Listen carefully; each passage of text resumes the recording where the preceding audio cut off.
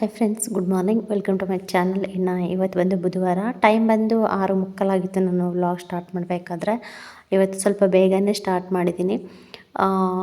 Start ಮಾಡೋದಕ್ಕೆ ಕಾರಣ ಅಂದರೆ ಈ ಹಕ್ಕಿನೇ ಬಂದುಬಿಟ್ಟು ಒಂದೇ ಸೌಂಡ್ ಮಾಡ್ತಾನೇ ಇರ್ತವೆ. ಈ ಕಡೆಯಿಂದ ನಾವು ಅವಕ್ಕೆ ಕಾಣಿಸೋದಿಲ್ಲ, ಆ ಕಡೆಯಿಂದ ಅವು ನಮಗೆ ಮಾತ್ರ ಕಾಣಿಸ್ತಾ ಇರ್ತವೆ. ಎಷ್ಟು ಸೌಂಡ್ ಮಾಡಿ ಎಷ್ಟು ಬಡ್ಕೊಂಡ್ರು ಕೂಡ ಹೋಗೋದೇ ಇಲ್ಲ.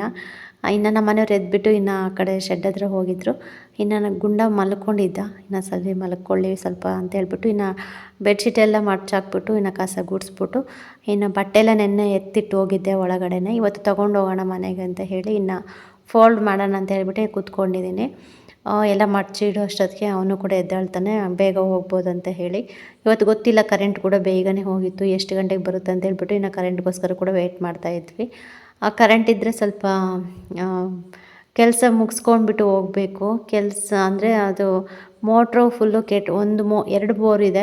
ಎರಡು ಬೋರಲ್ಲಿ ಒಂದು ಮೋಟ್ರ್ ಮಾತ್ರ ನಡೀತಾ ಇದೆ ಅಂತ, ಒಂದು ಫುಲ್ಲು ಕೆಟ್ಟೋಗ್ಬಿಟ್ಟಿದೆ. ಹಾಗಾಗಿ ನಮ್ಮ ಮನೆಯವ್ರಿಗೆ ಟೆನ್ಷನ್ನು. ಸುಮ್ಮನೆ ಫುಲ್ಲು ಅಡಿಕೆ ಗಿಡ, ತೆಂಗಿನ ಗಿಡ, ಪ್ರತಿಯೊಂದು ಗಿಡವೂ ಇದ್ದಾವೆ. ನೀರಂತೂ ಸಾಕಾಗ್ತಾ ಇಲ್ಲ. ಇವಾಗ ಹೆಂಗೋ ಸ್ವಲ್ಪ ಚಳಿಗಾಲ, ಅಷ್ಟೊಂದು ಬಿಸಿಲಿರೋದಿಲ್ಲ, ಹಿಂಗೆ ನಡೆಯುತ್ತೆ. ಮತ್ತು ಬೇಸಿಗೆ ಸ್ಟಾರ್ಟ್ ಆದ್ರಂತೂ ನಿಜವಾಗ್ಲೂ ನೀರು ಬೇಕೇ ಬೇಕು. ಹೆಂಗೆ ಮ್ಯಾನೇಜ್ ಮಾಡಬೇಕನ್ನೋದೇ ಗೊತ್ತಾಗ್ತಾ ಇಲ್ಲ. ಅವರು ನೈಟೆಲ್ಲ ಅದ್ರ ಬಗ್ಗೆನೇ ಸ್ವಲ್ಪ ಮಾತಾಡ್ತಾಯಿದ್ರು.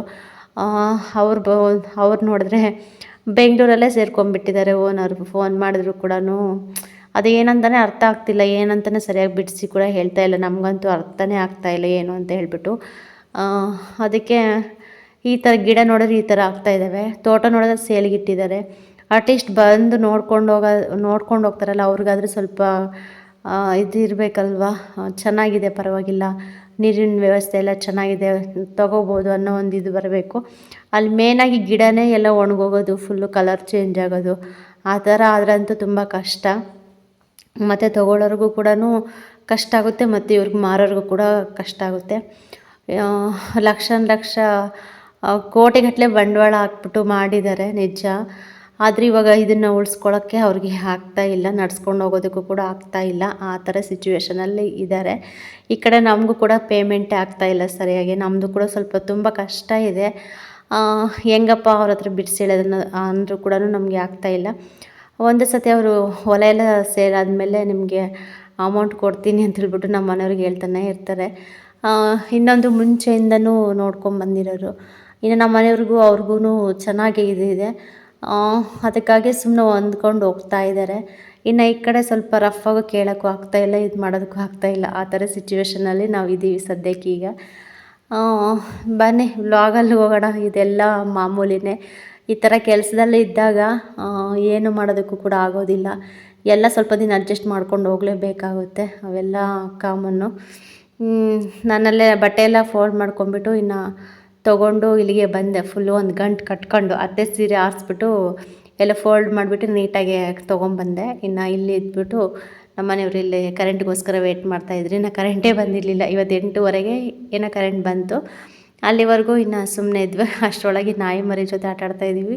ನಿಜವಾಗ್ಲೂ ತಂದಾಗ ಇಷ್ಟೇಷ್ಟಿತ್ತು. ನಾನು ನಮ್ಮ ಮನೆಯವ್ರನ್ನ ಬೈದ್ಬಿಟ್ಟಿದ್ದೆ, ಯಾಕೆ ಇಷ್ಟು ಚಿಕ್ಕದನ್ನ ಇಟ್ಕೊಬಂದಿದೆಯಾ ಪಾಪ ಅವ್ರ ಅಮ್ಮನಿಗೆ ದೂರ ಮಾಡಿ, ಇದು ಹೆಂಗಿರುತ್ತೋ ಏನಂತ ಹೇಳ್ಬಿಟ್ಟು. ಫಸ್ಟ್ನೇ ದಿನ ಇಟ್ಕೊಬಂದಿರೋದು, ಫಸ್ಟ್ನೇ ದಿನ ಮಾತ್ರ ನೈಟ್ ಫುಲ್ಲು ಒಂಥರ ಹರ್ಚೋದು ಸ್ಟಾರ್ಟ್ ಮಾಡ್ತು. ನೆಕ್ಸ್ಟ್ ಡೇಯಿಂದ ಎಷ್ಟು ಸೈಲೆಂಟ್ ಅಂದರೆ ಸಿಕ್ಕಾಪಟ್ಟೆ ಸೈಲೆಂಟು. ಆದರೆ ನಮ್ಮ ಮನೆಯವರು ಕೂಡ ತುಂಬ ಚೆನ್ನಾಗಿ ನೋಡ್ಕೊತಾರೆ. ಎಷ್ಟು ಚೆನ್ನಾಗಿದೆ ಗೊತ್ತಾ ಇದು ನಾಯಿ ಮರಿ ಅಂತೂ. ಸುಮ್ಮನೆ ಡುಮ್ಕಿದೆ. ತಂದಾಗ ಇಷ್ಟಿತ್ತು, ಇವಾಗಂತೂ ಚೆನ್ನಾಗಿದೆ, ಪರವಾಗಿಲ್ಲ. ಇನ್ನು ಸೀದಾ ಮನೆಗೆ ಬಂದ್ವಿ. ಇನ್ನು ಮನೆಗೆ ಬಂದ ತಕ್ಷಣ ನಮ್ದನು ಈ ಪಟ್ಲಿ ಮರಿಗೆ ಹುಲ್ಲು ತಿನ್ನಿಸೋದು, ಮೆಕ್ಕೆಜೋಳ ಇಡೋದು, ಮತ್ತು ನೀರಿಡೋದು ಎಲ್ಲ ಕೆಲಸ ಇವನ್ನೇ ನೋಡ್ಕೊತಾ ಇರ್ತಾನೆ. ನಮ್ಮ ಮಾವಂತೂ ಗದ್ರಿ ಸುಮ್ಮನೆ ಆಗಿಬಿಡ್ತಾರೆ. ಎಷ್ಟು ಇದು ಮಾಡಿದ್ರು ಕೂಡ ಅವನು ಒಂದೊಂದು ಸತಿ ತಲೆಗೆ ಹಾಕೊಳ್ಳೋದಿಲ್ಲ. ಅವುಗಳನ್ನ ನೋಡ್ಕೋಬೇಕು, ಅವಳಿಗೆ ಹುಲ್ಲು ತಿನ್ನಿಸ್ಬೇಕು, ಆ ಥರ ಎಲ್ಲ ಮಾಡ್ತಾನೆ ಇರ್ತಾರೆ. ಇಲ್ಲಿ ನಮ್ಮ ಯೋಷಿತ ಅಳು ಅವರಮ್ಮ ತಲೆ ಬಚ್ತಾ ಇದ್ದಾಳೆ. ತಲೆಯಲ್ಲಿ ಸ್ವಲ್ಪ ಸೀರಿದೆ ಅಂತ ಹೇಳ್ಬಿಟ್ಟು ಎಲ್ಲ ಕ್ಲೀನ್ ಮಾಡ್ತಾಯಿದ್ಲು. ಅದಕ್ಕೆ ನೋಡ್ಸ್ಕೊತಾನೇ ಇಲ್ಲ, ಸಖತ್ತು ಅಳ್ತಾಯಿದ್ಲು. ಪಾಪ ಎಷ್ಟೊತ್ತು ಅಂತ ಅವಳ್ತಾನೆ ನೋಡ್ಸ್ಕೊತಾಳೆ ಹೇಳಿ. ಇನ್ನು ನಾನು ಹೋದ ತಕ್ಷಣ ಅವಳು ಸ್ಟಾರ್ಟ್ ಮಾಡಿಬಿಟ್ಲು ಅವಳು. ಇನ್ನು ನಮ್ಮ ಮಾವ ಬಂದುಬಿಟ್ಟು ಬೆಳಗ್ಗೆನೇ ಹೋಗ್ಬಿಟ್ಟು ಪಟ್ಲಿ ಮರಕ್ಕೆಲ್ಲ ಸ್ವಲ್ಪ ಗರಿಕೆ ಇರುತ್ತಲ್ವ, ಗರಿಕೆ ಹುಲ್ಲು ಎಲ್ಲ ಕೂಡ ಕಿತ್ಕೊಬಂದು ಅದನ್ನೆಲ್ಲ ಸ್ವಲ್ಪ ಕ್ಲೀನ್ ಮಾಡ್ತಾ ಇದ್ದಾರೆ. ಪಟ್ಲಿ ಮರಿಗೂ ಕೂಡ ಹುಲ್ಲೆಲ್ಲ ಕ್ಲೀನ್ ಮಾಡಿಬಿಟ್ಟು ಹಾಕ್ತಾರೆ. ಎಲ್ಲ ಸ್ವಲ್ಪ ಚಿಕ್ಕ ಚಿಕ್ಕದಾಗಿ ಕಟ್ ಮಾಡಿಬಿಟ್ಟು ಒಂದು ಡಬ್ಬಿಗೆ ಹಾಕಿಟ್ರೆ ಚೆನ್ನಾಗಿ ತಿಂತವೆ. ಹಾಗಾಗಿ ಇನ್ನು ನಾನು ಬಂದು ಮನೆಯಲ್ಲಿ ಊಟ ಎಲ್ಲ ಮಾಡಿ ಗುಂಡನಿಗೆ ಊಟ ಮಾಡಿಸ್ಬಿಟ್ಟು ಟಾನಿಕ್ ಹಾಕಿ ಇನ್ನು ಅವನ್ನ ತಪ್ಪಿಸ್ಬಿಟ್ಟು ಇನ್ನು ಸೀದಾ ಹೊಲಕ್ಕೆ ಬಂದೆ. ಅತ್ತೆ ಬೇಗನೆ ಬಂದಿದ್ರು ಇವತ್ತು, ಒಂದು 9 ಗಂಟೆ ಒಳಗಡೆ ಬಂದಿದ್ದರು. ಇನ್ನು ನಾನು ಬರೋ ಅಷ್ಟೊತ್ತಿಗೆ 10:30 ಆಯಿತು. ಇನ್ನು ಮನೆಯಲ್ಲಿ ಪವಿತ್ರ ಹೋಗಿ ನೋಡ್ಕೊತೀನಿ ಅಂತಂದ್ಲ. ಇನ್ನು ಬಿಟ್ಬಿಟ್ಟು ಇನ್ನು ಬಂದುಬಿಟ್ಟೆ. ನೋಡೋಣ ಇವತ್ತೊಂದು ದಿನವೇ, ಮತ್ತು ಶನಿವಾರದವರೆಗೂ ಕೂಡ ಇನ್ನು ಬಿಡಿಸೋ ಹಾಗಿಲ್ಲ. ಅವರು ಕಲ್ಪನಕ್ಕಂತ ಹೇಳಿದ್ನಲ್ವ, ಅವ್ರ ಮನೆಯವರಿಗೆ ಪಾಪ ಹುಷಾರಿಲ್ಲ, ಅವರು ಹಾಸ್ಪಿಟಲ್ಗೆ ಹೋಗ್ತಾ ಇದ್ದಾರೆ ನಾಳೆಯಿಂದ. ಅದಕ್ಕೋಸ್ಕರ ಇನ್ನು 1-2 ದಿನ ನಿಲ್ಲಿಸಿದ್ದಾರೆ. ಮತ್ತು ಶನಿವಾರದಿಂದ ಬಿಡಿಸ್ತೀವಿ ಅಂತ ಹೇಳಿದರು. ಸರಿ ಬಿಡಿ ಇವತ್ತೊಂದು ದಿನ ಅಲ್ವಾ, ಹೋಗಿ ಬರೋಣ ಅಂತ ಹೇಳಿ ಇನ್ನು ಬಂದಿದೆ. ಬಂದುಬಿಟ್ಟೆಲ್ಲ ಬಿಡಿಸ್ತಾ ಇದ್ದೀನಿ. ಮೊನ್ನೆ ಒಂದು ಕಮೆಂಟ್ಸ್ ಬಂದಿತ್ತು, ನಿಮ್ಮ ಕಡೆ ಕೂಲಿ ಎಷ್ಟು ಕೊಡ್ತಾರೆ ಸಿಸ್ಟರ್ ಅಂತ ಹೇಳಿಬಿಟ್ಟು. ಈ ಕಡೆ ಈ ಊರಲ್ಲಿ ಇವಾಗ ನಡೀತಾ ಇರೋದು 250 ರೂಪಾಯಿಯಿಂದ 300 ರೂಪಾಯಿ ನಡೀತಾ ಇದೆ, ತುಂಬ ಕಡಿಮೆ. ಅಲ್ಲಿ ಅಮ್ಮರ ಊರ ಕಡೆ ಅಂತೂ ಸಖತ್ತು ಕೂಲಿ. ನಮ್ಮ ಚಿಕ್ಕಮ್ಮರಿಗೆ ಒಬ್ಬೊಬ್ರಿಗೆ 500, 600, ಒಪ್ಪಂದ ತಗೊಂಡ್ರಂತೂ ಒಂದು 700-800 ರೂಪಾಯಿವರೆಗೂ ಅಲ್ಲಿ ಚೆನ್ನಾಗಿ ಸಿಗುತ್ತೆ. ಬಟ್ ಈ ಊರಲ್ಲಿ ಆ ಥರ ಅಲ್ಲ. ಇದು ತುಂಬ ಚಿಕ್ಕೂರು ಫ್ರೆಂಡ್ಸ್. ಏನಾದರೂ ಯಾರು ಕೂಲರ್ ಸಿಗಲಿಲ್ಲ ಅಂದರೆ ಇನ್ನು ಪಕ್ಕದೂರಿಂದ ಕೂಲರ್ನ ತೊಗೊಬಂದು ಕೆಲಸ ಮಾಡಿಸ್ಕೊತಾ ಇರ್ತಾರೆ. ಇಲ್ಲಿ ಕಡಿಮೆ ಜನನೂ ಕೂಡ ಕೆಲಸಕ್ಕೆ ಹೋಗೋರು. ಹಾಗಾಗಿ ಅವ್ರು ಎಷ್ಟು ಹೇಳ್ತಾರೆ ಅಷ್ಟಕ್ಕೆ ಹೋಗಲೇಬೇಕಾಗುತ್ತೆ, ಅನಿವಾರ್ಯ. ಇಲ್ಲ ನಾವು ಬರೋದಿಲ್ಲ ಹಂಗೆ ಹಿಂಗೆ ಅಂತಂದರೆ ಅವ್ರ ತಲೆ ಕೆಡಿಸ್ಕೊಳ್ಳಲ್ಲ. ಬಿಡು ಬೇಡ ಬರ್ದಿದ್ರೆ ಇನ್ನು ಬೇರೆಯವ್ರು ಇರ್ತಾರಲ್ಲ ಅಂತ ಹೇಳ್ಬಿಟ್ಟು ಅವರು ಬೇರೆಯವ್ರನ್ನ ಕರ್ಕೊಂಡು ಮಾಡಿಸ್ತಾ ಇರ್ತಾರೆ. ಅದಕ್ಕೋಸ್ಕರ ಇನ್ನು ಜೀವನ ನಡಿಬೇಕಲ್ಲ. ಕೆಲವ್ರದ್ದು ಹೆಂಗೋ ತೋಟ ಅದು ಇದು ಇರುತ್ತೆ, ಹೆಂಗೋ ನಡೆಯುತ್ತೆ. ಬಟ್ ಕೆಲವ್ರ ಜೀವನ ತುಂಬ ಕಷ್ಟ. ಇವಾಗ ನಮ್ಮ ಜೀವನನೇ ತೊಗೊಳ್ಳಿ, ನಮ್ಗೆ ಈ ಥರ ಹಸ್ರುಗಾಯಿ ಎಲ್ಲ ಬಿಡಿಸೋದು ಸಿಕ್ಕಿರೋದ್ರಿಂದ ನಮಗೂ ತುಂಬ ಹೆಲ್ಪ್ ಆಗುತ್ತೆ. ₹1 ಹೆಂಗೋ ಮಾಡಿಕೊಂಡ್ರೆ ಮನೆ ಖರ್ಚಿಗಾದ್ರೂ ಆಗುತ್ತೆ ಅಂತ ಹೇಳಿ. ಹಾಗಾಗಿ ಇಲ್ಲಿ ಇವಾಗ ರೀಸೆಂಟಾಗಿ ನಡೀತಾ ಇರೋದು 250 ರೂಪಾಯಿಂದ 300 ರೂಪಾಯಿ ಅಷ್ಟೇ. ಏನಾದರೂ ರಾಗಿ ಹೊಲ ಅದು ಇದು ಕೊಯ್ಯೋಕೆ ಹೋದರೆ ಒಂದು 350 ರೂಪಾಯಿ ಹಾಕಿ ಕೊಡ್ತಾರೆ. ಅಷ್ಟು ಬಿಟ್ಟರೆ ತುಂಬ ಕಡಿಮೆನೇ. ಬೆಳಗ್ಗೆಯಿಂದ ಸಂಜೆವರೆಗೂ ಮಾಡಿಸ್ಕೊಂಡ್ರು ಕೂಡ ಅಷ್ಟೇ ಕೊಡೋದು. ಇನ್ನು ಇದು ಬಂದುಬಿಟ್ಟು 4:45, 5 ಗಂಟೆ ಹತ್ತತ್ರ ಆಗಿತ್ತು. ಇನ್ನು ಸಂಜೆ ನನ್ನ ಮನೆಗೆ ವಾಪಸ್ ಬಂದೆ. ಅಲ್ಲಿ ಕೆಲಸ ಮಾಡ್ತಾಯಿರ್ತೀವಲ್ಲ, ಹಸ್ರುಕಾಯಿ ಬಿಡಿಸೋದು, ಇನ್ನೇನು ವೀಡಿಯೋಸ್ ಮಾಡೋಕ್ಕಾಗಲ್ಲ ಜಾಸ್ತಿ ಅಲ್ಲಿ. ಇನ್ನು ವೀಡಿಯೋಸ್ ಮಾಡ್ಕೊಂಡು ಕೂತ್ಕೊಂಡ್ರೆ ಹಸ್ರುಕಾಯಿ ಹಿಂದೆ ಆಗ್ತಾವೆ ಅನ್ನೋದು. ಇನ್ನು ಹಸ್ರುಕಾಯಿ ಬಿಡಿಸ್ತಾ ಇರ್ತೀವಿ. ಇನ್ನು ಮನೆಗೆ ವಾಪಸ್ ಬಂದೆ. ಹತ್ರನೇ ಫ್ರೆಂಡ್ಸ್, ದೂರ ಕೂಡ ಇಲ್ಲ. ಅಲ್ಲಿ ಹೊಲದಲ್ಲಿ ನಿಂತ್ಕೊಂಡು ನೋಡಿದ್ರೆ ಈ ಕಡೆ ಮನೆಗಳೆಲ್ಲ ಕಾಣಿಸ್ತಾ ಇರ್ತವೆ. ಹಾಗಾಗಿ ಏನು ಭಯ ಇಲ್ಲ, ಆರಾಮ್ಸೆ ಓಡಾಡ್ಬೋದು. ಇನ್ನು ಇದು ಮೇನ್ ರೋಡು. ಇನ್ನು ಮನೆಗೆ ಹೋಗ್ತಾ ಇದ್ದೀನಿ. ಅಲ್ಲಿ ದ್ಯಾಮಜ್ಜಿ ದೇವಸ್ಥಾನ ಕೂಡ ಕಾಣಿಸ್ತಾ ಇದೆ. ಅಲ್ಲಿ ಗೋಲ್ಡ್ ಕಲರು ಇದು ಕಾಣಿಸ್ತಾ ಇದೆ ಅಲ್ವಾ, ಅದು ದ್ಯಾಮಜ್ಜಿ ದೇವಸ್ಥಾನ. ಈ ಕಡೆ ಬಂದುಬಿಟ್ಟು ಎಲ್ಲ ರಾಗಿ ಕೂಡ ಹಾಕಿದ್ದಾರೆ. ಅದೆಲ್ಲ ಮುಗಿಸ್ಕೊಂಡು ಇನ್ನು ಬಂದೆ ಮನೆಗೆ. ಬಂದುಬಿಟ್ಟು ಕೈಕಾಲು ಮುಖ ತೊಳ್ಕೊಂಡು ಇನ್ನು ಗುಂಡನ್ನ ಮುಟ್ತಾ ಇದ್ದೀನಿ. ನಾನು ಬಂದಾಗ ನಮ್ಮ ಗುಂಡಂತೂ ಬರೋದೇ ಇಲ್ಲ ನನ್ನ ಹತ್ರ ಬರೋದೇ ಯೋಷಿತ. ನೋಡಿದ ತಕ್ಷಣ ಸ್ಮೈಲ್ ಕೊಟ್ಬಿಡ್ತಾಳೆ, ಹತ್ರ ಬಂದುಬಿಡ್ತಾಳೆ. ಅವಳೇ ಬರೋದು ಬೇಗ. ಒಂಥರ ಖುಷಿ ಆಗುತ್ತೆ ನೋಡಿದ ತಕ್ಷಣ ಮಕ್ಕಳ. ಇನ್ನು ಇವತ್ತು ಪವಿತ್ರ ಅಂತೂ ಸಖತ್ತು ಕೆಲಸ ಮಾಡಿಬಿಟ್ಟಿದ್ದಾಳೆ. ನನಗಂತೂ ಸ್ವಲ್ಪ ಬೇಜಾರಾಯಿತು, ಎಷ್ಟೊಂದು ಕೆಲಸ ಒಬ್ಬಳೇ ಮಾಡಿದ್ದಾಳೆ ಅಂತ ಹೇಳಿ. ಇನ್ನು ಇವತ್ತು ಸ್ವಲ್ಪ ಹಸು ಇದೆ ಅಲ್ವಾ, ನೈಟ್ ಹಸು ಇಲ್ಲೇ ಕಂಬಕ್ಕೆ ಕಟ್ಟಾಕ್ತೀವಿ ಗೂಟಕ್ಕೆ. ಹಾಗಾಗಿ ಫುಲ್ಲು ಎಲ್ಲ ಗೊಬ್ಬೆದ್ದೋಗಿರುತ್ತೆ. ಅದಕ್ಕೆ ಇವತ್ತು ಫುಲ್ಲು ಸಗಣಿ ಇತ್ತಲ್ವ, ಸಗಣಿರೆಲ್ಲ ಹಾಕ್ಬಿಟ್ಟು ಚೆನ್ನಾಗಿ ಒಂದು ರಂಗೋಲಿ ಹಾಕಿ ಇನ್ನು ಅಡುಗೆ ಕೆಲಸ ಎಲ್ಲ ಸ್ಟಾರ್ಟ್ ಮಾಡಿದ್ದಾಳಾಗಲೇ. ನಾನು ಹೋಗೋಷ್ಟೊತ್ತಿಗೆ ಇನ್ನು ಮುದ್ದೆ ಬೇಯ್ತಾ ಇತ್ತು. ಮುದ್ದೆ ಅಂದರೆ ಹಿಟ್ಟು ಹಾಕಿರಲಿಲ್ಲ, ಅನ್ನ ಹಾಕ್ಬಿಟ್ಟು ಮುದ್ದೆಗೆ ಇಟ್ಟಿದ್ಲು. ಈ ಕಡೆ ಬಂದುಬಿಟ್ಟು ಸಾಂಬಾರು ಮತ್ತು ಅನ್ನ ಮಾಡಿಟ್ಟಿದ್ಲು. ಈ ಕಡೆ ಮುದ್ದೆಗೆ ಇಟ್ಟಿದ್ಲು. ಇನ್ನು ನಾನು ಬರೋವರೆಗೂ ನಮ್ಮ ಮಾವ ಕಾಯ್ಕೊಂಡಿರ್ತಾರೆ. ಇಲ್ಲ ಒಂದೊಂದು ಸತಿ ನಮ್ಮ ಮಾವನೇ ಟೀ ಮಾಡಿ ಇಟ್ಟಿರ್ತಾರೆ. ಇನ್ನು ನಾನು ಬಂದ ತಕ್ಷಣ ನಮ್ಮ ಮಾವ ಕೇಳಿದೆ, ಟೀ ಮಾಡಮ್ಮ ಫಸ್ಟ್ ಅಂತ ಹೇಳ್ಬಿಟ್ಟು. ನಮ್ಮ ಪವಿತ್ರಾಗೆ ಹೇಳಲ್ಲ ನಮ್ಮ ಮಾವ ಟೀ ಮಾಡಮ್ಮ, ಟೀ ಮಾಡಿಕೊಡು ಅಂತ ಹೇಳಿ. ಅವರೇ ಮಾಡ್ಕೊತಾರೆ. ಇಲ್ಲ ನಾನಿದ್ರೆ ನನಗೆ ಮಾತ್ರ ಹೇಳ್ತಾರೆ, ಇಲ್ಲ ಅತ್ತೆಗೆ ಹೇಳ್ತಾರೆ. ಅಷ್ಟು ಬಿಟ್ಟರೆ ಪವಿತ್ರಾಗೆ ಹೇಳಲ್ಲ, ನೀನು ಟೀ ಮಾಡು ಅಂತ ಹೇಳ್ಬಿಟ್ಟು. ಇನ್ನು ಪವಿತ್ರ ಯಾವಾಗಾದರೂ ಅವಳಿಗೆ ತಲೆನೋವು ಹಂಗೆ ಹಿಂಗೆ ಅಂತಂದರೆ ಹಾಲು ತರಿಸ್ಬಿಟ್ಟು ಕಾಫಿನಾದರೂ ಟೀ ಆದರೆ ಮಾಡ್ಕೊತಾಳೆ. ಆವಾಗ ಮಾವ ಇದ್ರಂತೂ ಅವ್ರು ಕೊಡ್ತಾಳೆ ಕಂಪಲ್ಸರಿ. ಇನ್ನು ಸಪ್ರೇಟಾಗಿ ನಂಗೆ ಟೀ ಮಾಡಿಕೊಡಮ್ಮ ಅಂತ ಕೇಳೋದಿಲ್ಲ.